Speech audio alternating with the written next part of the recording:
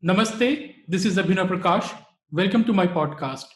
And today we have with us a very special guest, Razib Khan, who is a scientist and who is a prolific commentator on the Twitter as well, and who also runs widely acclaimed and widely listened podcast Brown Pundits. Welcome, Razib, to the show. Hey, Abhinav, it's great to be here. If anyone wants to find my stuff, just go to razib.com. That has all my stuff. I've started doing a Substack, razib.substack.com. So that's where a lot of my production is right now. And as you said, on Twitter and elsewhere. Before we start, could you just explain the audience about your ancestry and the area in which you basically work? You are a scientist, but which area do you work in? Yeah. So I was born in Bangladesh, raised in the United States. My family is from East Bengal, Kumilla, which is right across the border from Tripura. So my mom could actually see India from her house as a kid across the border. So my dad is he's from Kanpur. Anyone who knows that, Bangladeshis, Bengalis. But and so what I work in human population genetics. Population genetics is the study of gene frequencies changing over time in population, and also to some extent population structure, ancestry, history, probably more what we're going to be talking about in humans. And that's really been revolutionized in the last 20 years by whole genome sequences. So basically means instead of looking just a few positions in your genome, you look throughout the whole genome. So I work in thousands and thousands of genetic positions. I mean, that sounds really fascinating because you see, lots of debates these days in India are about genetics. Whether you talk about the caste system or this Aryan Dravidian theory, or if you look at the Pakistan as well, so they're also talking about genetics, how they're different from the rest of the Indians and the Bangladeshis as well, because they also say that we are descendants of Mughals or the Afghans and so on. So, could you please explain it to us? What exactly is the genetic landscape of the Indian subcontinent? I mean, including from, let's say, from Afghanistan till Bangladesh. Sure. So I think starting at the abstract level, some of it's just explained by geography. And so, people in the Northwest are people like in the Northwest, people in the South are like people in the South. This is like standard human stuff. You see it in Europe, you see it in China. The main difference in India is that there's a large amount that's explained by regional ethnic caste variation. And so, say 50% is explained by geography, 50% is explained by caste and regionality, or not, ethno-linguistic groups. You could say it that way if you don't want to say caste, right?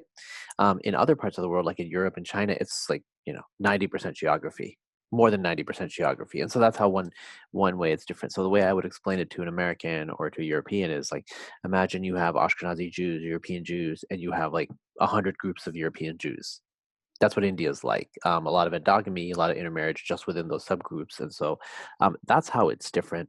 In terms of the regional differences, obviously people in the Northwest have some more genetic affinity to people in Iran than people in the South. People in places like Bangladesh have more genetic affinity to people in Burma than people in the West or the South, right? And so that's just like geographic proximity.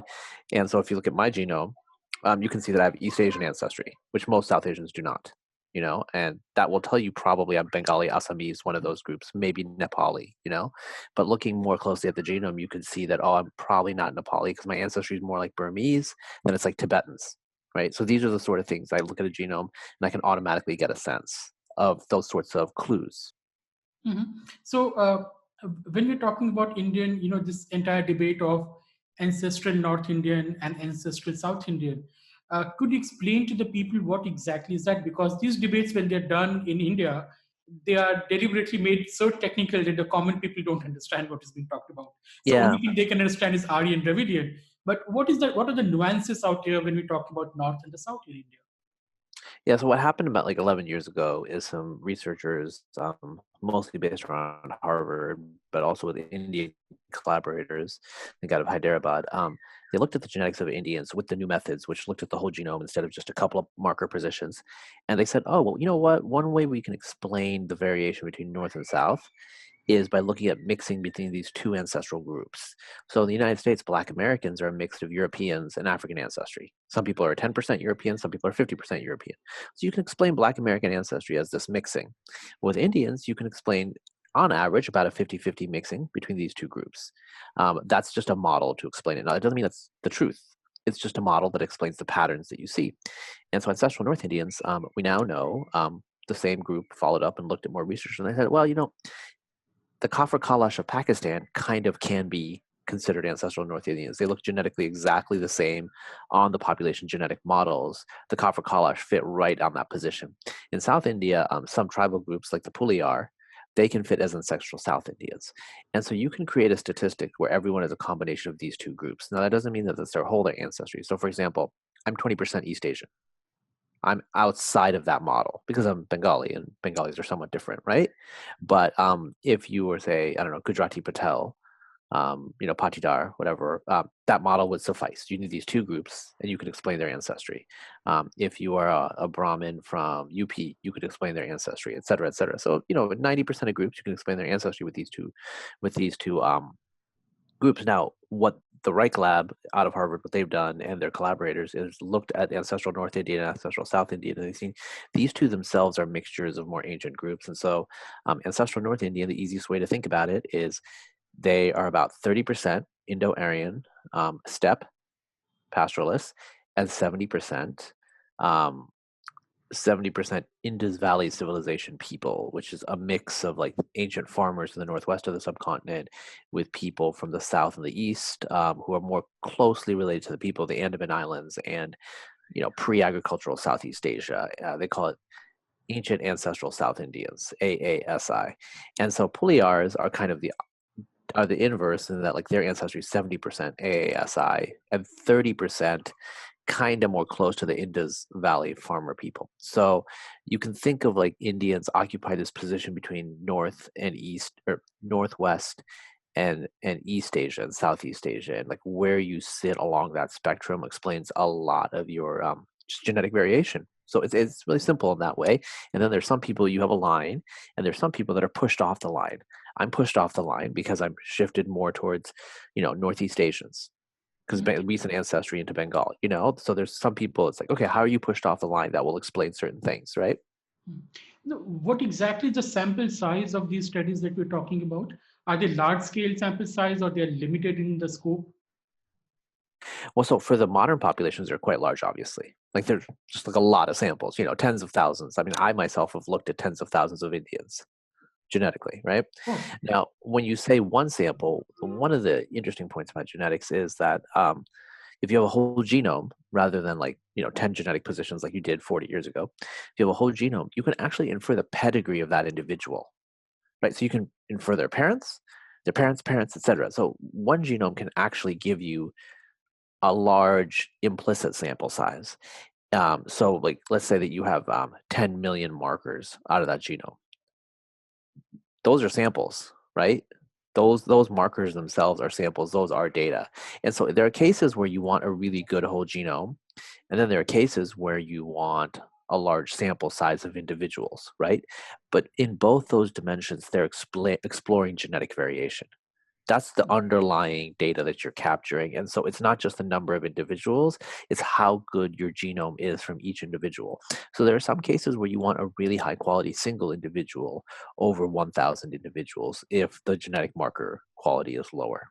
Like if you get 10 genetic markers from 1,000 individuals, that's kind of less useful, frankly, than a whole genome from one individual. okay. That's an interesting point. So when we're talking about genetics in India, Razib, it becomes very political in India because there are two reasons. One is the caste system itself. So you have literally thousands of castes, which are endogamous professional groups, and the entire debate then revolves around that how everyone is different from each other, and that doesn't stop there. It comes that how some groups are better than the other groups because the IQ level and all those kind of sciences come into play. What's your take on that? I mean, how different, how similar uh, are different castes in India from each other? Because we know at least for Sure. 2000 years, there has been a very strict division of the caste in the sense that not much intermingling between the two. Yeah, I mean, it's there's always exceptions and complications here. So, what I would say is, I know when geneticists first looked at the data, they were shocked how different they were because you have groups that are living in like the same locality, and they're more different than someone from Finland or Sicily. I mean, that's kind of weird. But there are some groups where they look like they were created relatively recently, and so they don't have that differentiation. Could I you would could have to you say on. name these groups if you remember them? I mean, that will Yeah, be so great. I think in South India, for example, there was samples from Andhra Pradesh. I think one of them was the Vasya, VysA. Okay. Okay, I think that's one of them, and their genetic differentiation from some Dalit caste was like, like 1,500 years. So basically, what you do is you take a bunch of individuals from these two groups in the village, and you look at them, and you're just like, oh, it's perfectly 100% easy to identify who is who. It's Hmm. like they're two different families, right? Which is weird. And then you look at how many genetic positions they differ, and then you estimate, okay, how many generations would that difference take to build up, assuming they share a common ancestry population? And they're like, oh, well, it's this many generations. Oh, that's 1,500 years ago. And so this is, again, a model. Like there could be gene flow, there could be other things going on, but it's just telling you that like the endogamy is very old, you Hmm. know? And so when you look at a Tamil Brahmin, they're genetically closer to people in UP than they are to any other Tamils. Hmm. That's an Okay. interesting point. And what Yeah. about UP? What about North India? Is that you see that similar amount of difference, or the difference is less than as compared to the South India? You do see quite large differences. So you know, when I like let's look at percentages. When I look at the steppe percentage, okay, the Indo-Aryan pastoralist, ancestral group from the ancient DNA, I get estimates of like 25 to 30% for Brahmins and some of the other, Kshatriya or whatever groups, in UP. For like the agriculturalists, I get closer to 15%. Um, and then for like the Dalits, I get like 5 to 10%. Hmm. Right. So each group has like different proportions of that. Now, um, this is obviously a minority ancestral combination, but contribution, but I'm still giving you the fact that like if I take a Dalit from UP, they're considerably shifted to South Indian populations compared to a UP Brahmin who is shifted to say like, Punjabi Jat or something, and so even within UP, there's huge variation. Basically everywhere in India, I'll give you one exception. Actually, in Pakistan too, there's huge variations. I was shocked when I looked at it. Pakistanis look just like, if I looked at the plot, if I looked at the genetic variation, I'd be like, oh, this is just an Indian population. They're Hindu. They're Hmm. not intermarrying with each other. Bangladeshis are not like that. Bangladeshis look like a European or Chinese population in that like everyone's mating with everyone else without regard to ancestral contribution. So that's the exception that I've seen. But yeah, whenever you look at Indian populations, you see this huge structure within a given region that you wouldn't see in Europe or China. Hmm. I mean, that's very interesting. You're saying that Pakistan and India are show similar kind of patterns, but somehow Bangladesh or this Bengal region is a bit different. What might be the reason? I know you're not a historian or anthropologist, Mm-hmm. but Well, what do you think? so yeah, what we do know, and I've looked at the data and reanalyzed it myself to confirm it because it seems kind of crazy. We do know that like there was a Tibeto-Burman group that mixed in Eastern Bengal and to some extent Western Bengal as well, um, about 1,500 years ago. Nobody knows who these people are. There's no historical record. I mean, I've tried to look. No one seems to have a very good clue who these people are, but there are certain aspects in Eastern Bengali um, uh, dialect which actually indicates Tibeto-Burman, some of the accents, and it's very clear. So these people mixed in with the native population, Indo-Aryan speakers, and maybe they just reoriented society in some way that we don't understand. Again, like I've tried to look at the history of my own ancestry. I'm curious, but nobody really knows. As you said, people in Bangladesh, they're Muslim now, so they talk more about their like you know Persian ancestry 450 years ago, like that one person. And I'll tell you, I'll be like, but you're 15% Burmese. They're like, oh, that's interesting. And I'm like, okay, like you're all 15% Burmese and you don't even know, you know? It's like people have just like forgotten that. Mhm. It's like mysteriously gone. West Bengalis have the same, not as much. And so I can actually tell what part of Bengal most people are from just by looking at that fraction. Bengali Brahmins are less. When I see a Bengali genotype, I can tell whether they're a Brahmin immediately, and then I can usually tell what part of Bengal they're from. Like further west is less East Asian ancestry. Mhm. So when you say that, if you look at certain castes, they are 20%, 25% Central Asian ancestry, then your certain caste who are 5 to 10% Central Asian ancestry. What does that show? It shows that, I mean, there was intermixing between them at some point of time, that everyone shared the same gene pool ultimately, but in different proportion. That is what we're looking at. I think that is a good way to explain it. Everyone shares the same underlying ingredients, but the proportions differ. There are some exceptions. Like there's some groups that have almost no steppe ancestry, you Like, know? So like South Indian Dalits have no steppe ancestry. They're like zero. Okay. oh, that's very interesting. And we also have these very, the tribes and in the central India who are also very different in the genetic makeup. Anything, any light to throw on them as well? Yeah, I mean the Bhil, BHIL, they have very little step. They're very very shifted to ASI as well. Some of the North Indian tribes are not like that. So some of the North Indian tribes, I mean, I think criminal tribes, I don't know, they have like some pejorative labels. I'm just saying what I've seen in the literature. I think those are new creations because they don't look that different than other people in UP, right? So there's some tribes that are like, oh, they're very different. So the Munda are very different. The Munda have a lot of East Asian ancestry, like a Oh, lot of Southeast Asian ancestry, a lot, especially in their Y chromosome, mhm, like 30%, right? More than Bengalis. Those tribes are also probably relatively intrusive. So when we're talking about like groups that are exceptions, like the Munda, the Bengalis, Assamese, people in Nepal, and then the Parsis, they're genetically more like Iranians, like these groups. You can think of them. Some groups like I've looked at Nasrani Christians from Kerala. They do have Middle Eastern ancestry. What about the Muslims in India? Because we keep on hearing, so if you talk to the Muslims in India, even in the North India, they all claim that they have Afghan ancestry, they are descendants of the Iranians or the the Turks and so on. What Yeah, what does the data show about the Indian Muslims very or the little. subcontinent Muslims? Yeah, very little. There's some Ashraf that I've seen that do have Middle Eastern ancestry, but it's not so much. So like if they do have non-Indian ancestry, it's like 1%. Okay, if I have to pick between 10% and 1%, it's like 1%. Okay. One Most of the percent Muslim, of the and sorry to disturb you. 1% of the population or 1% of individuals' genetic makeup. I would just say on average, if you look at a bunch of Indian Muslims and Pakistanis and Bangladeshis, I think 1% is a reasonable estimate for West Asian ancestry within the last 1,000 years. Not 10%. That's way too high. Probably not zero because there's some individuals. So like some Ashraf person from Bihar sent me a sample once, and I said, "Nah, you look about like 15 to 20% West Asian, and the rest of your ancestry looks like Bihari Brahmin." You Mhm. know, and so that was awkward because they were like, "I can't really go back to my family with this," and I said, "Well, that's Mhm. what I see." You know, so so very very rare. I have like a lot of Bangladeshi samples, and I don't see any. I don't see any. Very little. There's a few individuals. So my paternal ancestry is supposedly Afghan, and I have R1A as the Y chromosome, and I've actually like thought about looking at my Y chromosome to see if it's an Afghan R1A or just a conventional Indian R1A. I assume it's an Indian R1A, but because like sometimes people say like, oh well, you're like a foreigner, and I'm like, no, I'm like totally one. I was like, well, I should check that. you know, I don't know if I want to know that. So I mean, what about Pakistan? Is the proportion same in Pakistan as well? Because we see Pakistan It, has been trying to become what's the Arab, and then Iranians now they want to become the Turks. I mean, on the whole, they're obviously just South Asian, right? It's quite obvious.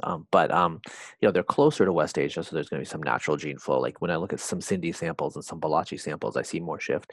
The reason that I can tell that someone is perhaps of exotic ancestry is mostly because African and East Asian ancestry. So the Turkic has some East Asian, right? And so you never see that in Hindus, and African ancestry, you almost never see that in Hindus, except for, there's some city Hindu groups on the West Coast, but you never see that in Hindus. You do see it every now and then in Muslims, and that means that there's some Arab or Iranian because they're mixed in with Africans and Turks, right? So it's a very small proportion. There are individuals and cases that I have seen, but they're not very common. So mostly it's to a first approximation. Um, there's no difference. I mean, as I said, like, people in Bangladesh are 10 to 15% on average East Asian. That's way more than the West Asian proportion in Pakistan, right? That's quite interesting. And what about the Kashmir? Because we have these theories coming in that the current Kashmiri population is actually descendants of the Iranians who migrated into India. No, Is they're not. No, okay? they look. I mean, I know they look really white, and people think that, but their genotype's pretty clear. They're 70%. They're about 70% ANI, 30% ASI. So Oh my. they're just like UP Brahmins. Like, they're not that different than you. The Pandits are not like that different than UP Brahmins when I look. Mhm. And what about this population in the Gilgit-Khan or the Ladakh or these Mhm. which is The just Brock, belt of the the Kashmir? the Brakpa and them. I mean, they're just, again, they're part of the continuum, Mhm. right? There are no. I mean, all of these groups in Pakistan and the Himalayas, like they're not. I mean, again, they're part of the continuum. Like they have more steppe ancestry, perhaps, Hmm. but they also have they. So one of the things that I've looked at the ancient DNA, looking at the Swat Valley samples going back 3,000 years, you see that the proportion of the South Indian like ancestry actually starts increasing along with the steppe at the same time. So my explanation for this dynamic is that there was a period of massive admixture in South Asia about 3,000 years ago, Hmm. probably due to some cultural integration going on. So there's gene flow from the north to the south and the west to the east, Hmm. but there's the opposite as well, right? So people in the northwest that had very, very little, ancient Andamanese related ancestry had more or have more today than they did 3,000 years ago. And so these people in the Himalayas, they don't have that much, but they have some. Like it's quite clear. If you look at the genotype of anyone in South Asia, you can see, oh, they have something that's very rare outside. You find it in some people in Iran. It's not super common. And then you find it in Southeast Asia. But the Southeast Asia, a lot of that is Indian gene flow recently. And you talked about that you look when you looked at certain castes in India, you realized that they're recent creations. I mean, those castes emerged very recently, in the last couple of centuries. Does that tell that the caste have been endogamous but not entirely endogamous in the sense? I mean, what does it show? Could be. It could be. I mean, so like I've actually looked. There's not that many samples out of West Bengal that I have access to. I have some access to private samples, but so I know Bengali Brahmins are really straightforward. So Bengali Brahmins and Tamil Brahmins, these groups, you can think of them this way: 75% UP Brahmin, 25% wherever they're from, right? So they're like 25% Bengali, 25% Tamil, but the rest of it is like UP Brahmin. Okay, that's a very simple formula, and it works very well across India. Usually, the 75% is through the maternal lineage. Okay, um, so I looked at some Kayastha, and their Y chromosome, their paternal lineages are very diverse. So what does that mean? They're supposed to be like of the same gotras, but they're very diverse. It just means, to me, it means that it was a professional group that was relatively recently created. The Kayasthas don't look that different than other Bengali samples that I've seen, unlike the Bengali Brahmins. And so to me, that suggests that the Kayasthas are a relatively recent creation, but there needs to be more investigation. Yeah, I mean, even from the sociological perspective, the castes are basically medieval era caste. Right? They Okay, evolved in the so medieval era. So so you know, yeah, but those are again theories. I mean, this is the problem in the social sciences, Razib, especially in India, that evidences, archaeology, genetics are on one side, and history and sociological theories are on the other side. They don't mix somehow in India. Everyone is well, I writing mean, their own stories without any basis. well, it seems like the sociological story aligns with what I've seen in the genetics, right? But I mean, you just touched upon a very important political debate in India when you said there was a great intermixing some 3,000 years back. And that comes to this entire Aryan invasion theory or Aryan migration theory in India. And recently, some people are saying that that is not true. What you have instead is the out from India, out of India theories and all. Or maybe those migrations were inconsequential. I mean, even if there was Aryan migration into India. What's your take on that? Yeah, I mean, I'm pretty explicit. I think it's definitely a consequence. I mean, if 30% of the ancestry of Uttar Pradesh Brahmins is from Central Asian Indo-Aryans, that's consequence, right? And then well over 50% of their Y chromosomes, their paternal lineages are R1A, so that is of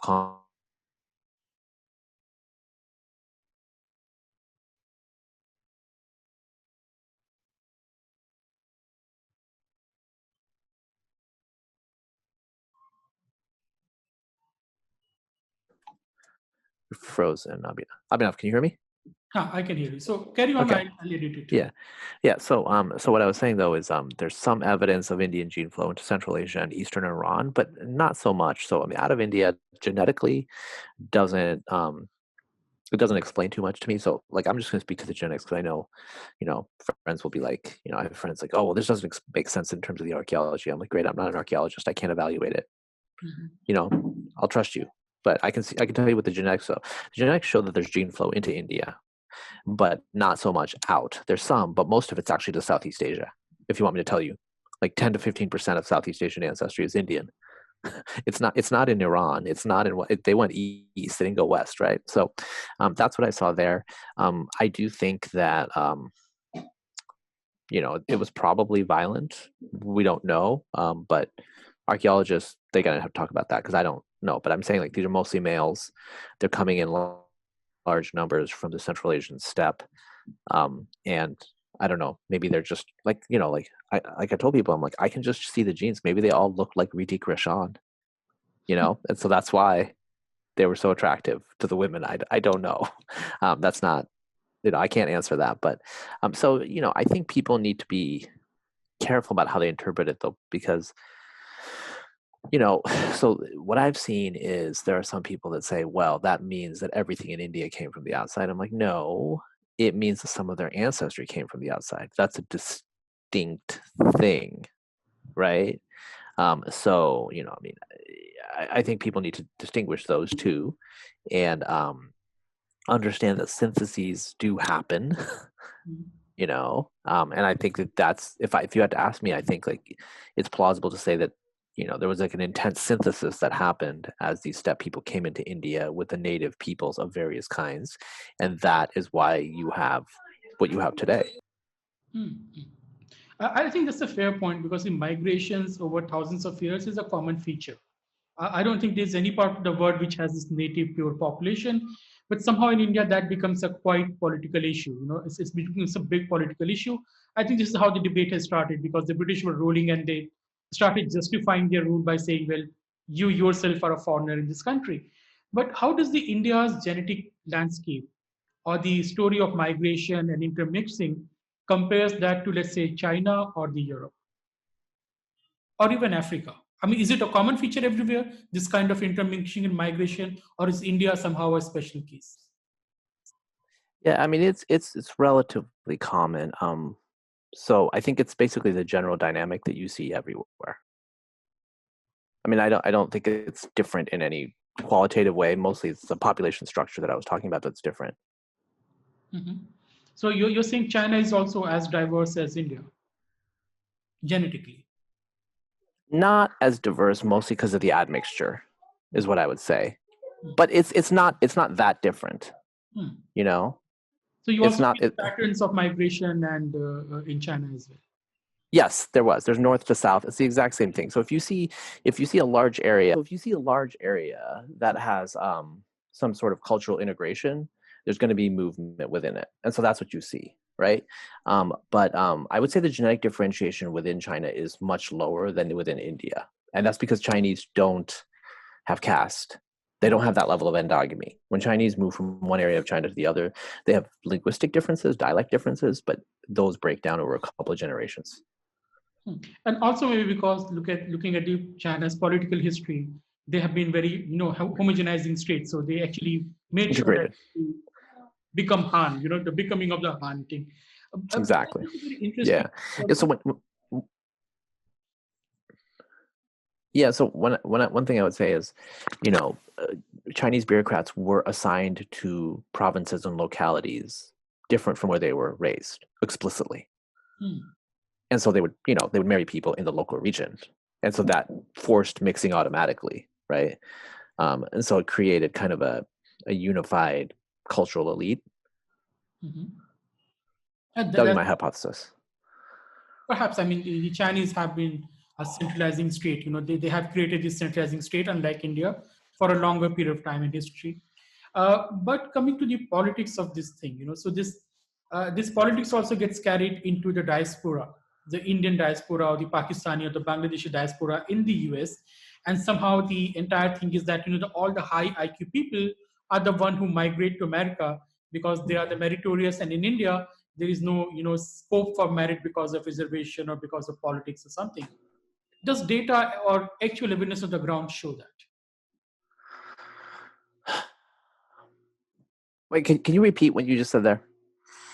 The narrative in India is that you keep hearing this, that the diaspora which is there in America or the Europe is basically all that high IQ Indian diaspora, which basically migrates to these places because in India they do not have the opportunity. Does the data show that, or is there really some remarkable difference? Of course, there's difference in educational attainment because, of course, Hmm. more literate people will migrate.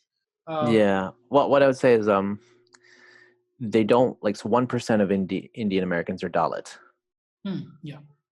right? 25% are Brahmin. Hmm. So it's not representative. I mean, it's a problem when you look at Indian American samples to get the full genetic variation. It's a problem literally because you want the full genetic variation to do analyses. And 25, so 1% who are the rest of them? the rest of them, I mean, there's a lot of, a lot of kapus, commas. I can actually like think about them because I've looked at the genetic data and the sociological data. A lot of patidars from Gujarat, Bengali Brahmins, Kayasthas, just basically the forward groups, Hmm. right? They're the ones that generally, I mean, they're just the people who migrated in the 1970s and 80s, and then there's also like the more recent people, you know, that migrated. So it's not representative, but I mean, my understanding, I don't know for sure, is that the more recent wave that came with H-1Bs after the year 2000 are more representative of India. The ones who came in the 70s are from a very different period. Those are people I grew up with. They tended to be like, Bengali Bhadralok and, like South Indian Brahmins and, medical professionals from Kerala that were Christian. They're not very representative. Yeah, yeah. Makes sense because at that time only, the mobility was very small. But let me ask you another controversial thing, which is, again, I think very common to India as well and America as well. This whole debate of genetics and this inherent high IQ, low IQ, and this inherent, the some people are better than the others. I think there's someone has been appointed as the Hmm. chair of the civil rights body in the America by the Biden administration. She also made some statement, the blacks have this thing, so they are better off or something kind of thing. So does this thing how much the genes explain your achievements in life? About half of it. It's about, I mean, on an individual scale, it's about like 50%. Indians do ask me about this very controversial question, especially in the United States. But one thing that I would say is, okay, you might have to edit this out because I don't want you to get in trouble. But people ask me, like, does step ancestry lead to higher IQ? And you know what my response is this? The highest step ancestry in India is among Jats. So, I doubt it, to be honest. If you want me to be entirely honest, I think the correlation's weak, because, like you could say, like, North Indian Brahmins have considerably more step than South Indian Brahmins, you Yeah. know? But, I mean, would you say North Indian Brahmins are smarter than Ayirs?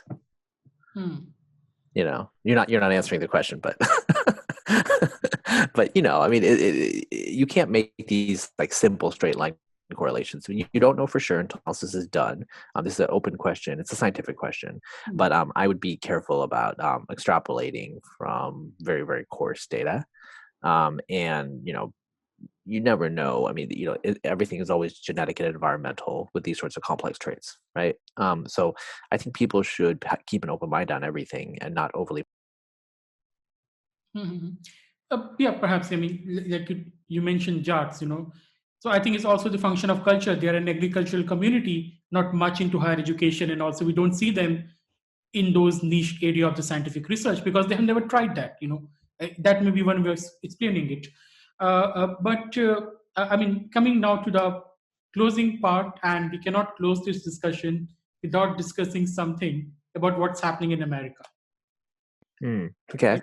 So we have Yeah. seen all of us have seen what is happening in America, how the Trump supporters storm the Capitol, and then how the big tech are now going after the Trump and the other Republicans in America. What's your take on it? Exactly what is happening? Because from India, it looks like a very different picture. It seems that it's a vindicative witch hunt of the Trump and his party. Some people will say, well, the Biden is doing right because they are suppressing the fascists and the Nazis in America, and we should also do perhaps the same in India. But you explain to us what is happening in America. You know, no one knows. I feel like America is right now. like any other country. That's the sad thing. Like we've come back to reality, and the forces of history have us in their jaws, and we're just kind of really confused right now.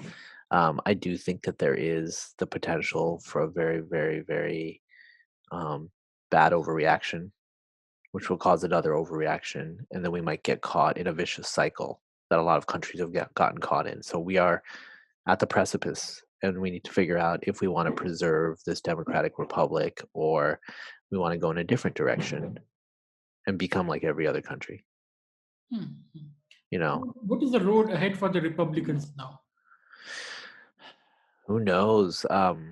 The problem is Trump leads the party, and he looks like he's on the way out. So there's a power vacuum, and people are jockeying. You have people like Ted Cruz. Ted Cruz has wanted power for 20 years now. It's just been a long time. So I think, if you had asked me, like, what is the road ahead for the Republican Party into 2014, I wouldn't have been able to predict 2 years down the line. And I think that's where we're at. I think it's highly volatile. Um, Before the events of the last week, I was pretty optimistic for 2022. But now I don't know, mostly because if there's a fracture, then the Democrats will win by default. Hmm. Right? So that's the primary problem right now. There's a lot of infighting, a lot of division, and the Democrats may win by default. But do you see the far left and the what we call the woke liberals taking over the Biden administration and driving the policy? Probably. I hope I'm wrong, but probably because personality is policy, and they are the younger generation. Even if Biden himself is not like that, he's very old. They are the younger generation, and they are the people that will probably be hired. So they will probably overreach, and then there will be a counter reaction, and then the cycle will repeat. So I'm very, very pessimistic. Unfortunately, I don't have anything positive to say, and I hope I'm really wrong. We all hope that we want a stable America, we want a prosperous America. I think that is a force of good for the world. But thank you, Razib, and thank you for your wonderful insight Mm. into the genetic history of the Indian subcontinent. Of course, this is a topic which can't be covered in one episode because we have to discuss all those things in much more detail. So perhaps in the future also we can host you, Rajib, and Mm. audience, you also know whom to go on Twitter and ask your questions if you have any doubts or you want to know something new about India's genetic history. Thank you.